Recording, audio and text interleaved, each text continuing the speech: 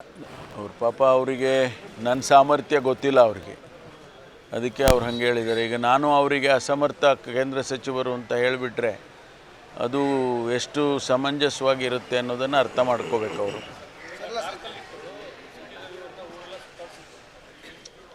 ನೋಡಿ, ನಾನು ಈಗ ಅದ್ರ ಬಗ್ಗೆ ಹೆಚ್ಚು ವ್ಯಾಖ್ಯಾನ ಮಾಡೋಕ್ಕೆ ಹೋಗೋದಿಲ್ಲ.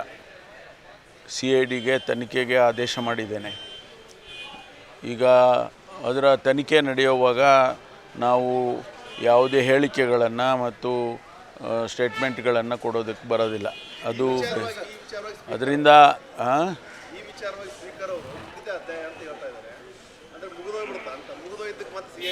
ಇಲ್ಲ, ನಮ್ಮ ಪೊಲೀಸ್ನವ್ರ ಕೆಲಸ ನಾವು ಮಾಡಬೇಕಾದ ನಮ್ಮ ಕರ್ತವ್ಯ ಇದೆ. ಸ್ಪೀಕರ್ ಅವರು ಅವ್ರ ಕೆಲಸ ಅವ್ರು ಮಾಡ್ತಾರೆ.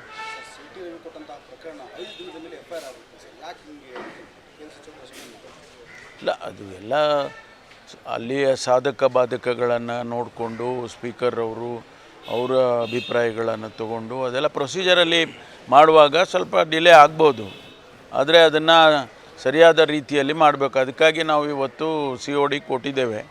ತನಿಖೆ ಮಾಡಿ ಅದರಲ್ಲಿ ಏನಿದೆ, ಏನು ಸತ್ಯಾಸತ್ಯತೆಯನ್ನು ನೋಡಬೇಕಲ್ಲ. ಕೆಲವರು ಹೇಳ್ತಾರೆ ಈಗ ಅವ್ರು ಹೇಳಿದ್ದಾರೆ, ನಾನು ಆ ರೀತಿ ಹೇಳಲೇ ಇಲ್ಲ ಅಂತ ಹೇಳಿದ್ದಾರೆ ರವಿ ಅವರು. ಆದರೆ ಅಲ್ಲಿ ನಡೆದಿರೋದೇ ಬೇರೆ ಅಂತ ಬೇರೆಯವರು ಹೇಳ್ತಾರೆ. ಸಾಕ್ಷ್ಯಗಳು ಪಕ್ಕದಲ್ಲಿದ್ದವರೆಲ್ಲ ಕೇಳಿಸ್ಕೊಂಡವರು ಅವರು ಹೇಳ್ತಿದ್ದಾರೆ. ಇದೆಲ್ಲ ತನಿಖೆ ಆಗಬೇಕಲ್ಲ, ಅದಕ್ಕಾಗಿ COD ಆದೇಶ ಮಾಡಿದ್ದೇವೆ. ಹುಬ್ಬಳ್ಳಿ ಧಾರವಾಡದಲ್ಲಿ ಮಹಿಳಾ ಸಿಬ್ಬಂದಿಗಳು ಪತ್ರ ಬರೀತಾರೆ ಸರ್, ನಮಗೆ ರಕ್ಷಣೆ ಕೊಡಿ, ಓರ್ವ ಪೊಲೀಸ್ ಅಧಿಕಾರಿ ನಮ್ಮ ಮೇಲೆ ಲೈಂಗಿಕ ಕಿರುಕುಳ ಮಾಡ್ತಿದ್ದಾರೆ ಅಂತೇಳಿ ರಾತ್ರಿ ನಿಮ್ಮ ಮೇಲಾಧಿಕಾರಿಗಳು ಹೋಗ್ತಾರೆ, ಕ್ಲೀನ್ ಚಿಟ್ ಕೊಡುವಂಥ ಕೆಲಸ ಮಾಡ್ತಾರೆ.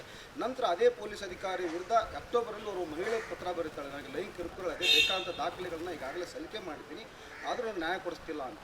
ಇಲ್ಲ, ಅದನ್ನು ನಾನು ಕಮಿಷನರ್ಗೆ ಮತ್ತು ಹಿರಿಯ ಅಧಿಕಾರಿಗಳಿಗೆ ಅವ್ರ ಹತ್ರ ವರದಿ ತೊಗೊಳ್ತೀನಿ. ಅದ್ರ ಬಗ್ಗೆ ಏನು ನಡೆದಿದೆ ಅಂತೇಳಿ ವಿಚಾರ ಮಾಡ್ತೇನೆ. ಒಂದು ವೇಳೆ ಅದು ಸತ್ಯ ಕಂಡು ಬಂದರೆ ಅವ್ರ ಮೇಲೆ ಕ್ರಮ ತಗೊಳ್ಳೋಣ. ಅವರೇ ಹೇಳ್ತಾರೆ ಸರ್, ಏನು ತಪ್ಪಾಗಿಲ್ಲ, ಯಾವುದೇ ರೀತಿಯ ಇಲ್ಲಿ ಏನೂ ಆಗಿಲ್ಲ ಅಂತ ಹೇಳ್ತಾರೆ. ಮತ್ತು ರೂಲ್ ನಂಬರ್ 7 ಅವರೇ ಕೊಟ್ಟು ಬರ್ತಾರೆ ಸರ್, ತಪ್ಪಾಗಿಲ್ಲ. ಅದೇ ವಿಚಾರ ಮಾಡ್ತೀನಿ. ನೀವು ಹೇಳಿದ್ದು ಒಳ್ಳೆಯದಾಗಿದೆ, ವಿಚಾರ ಮಾಡೋಣ.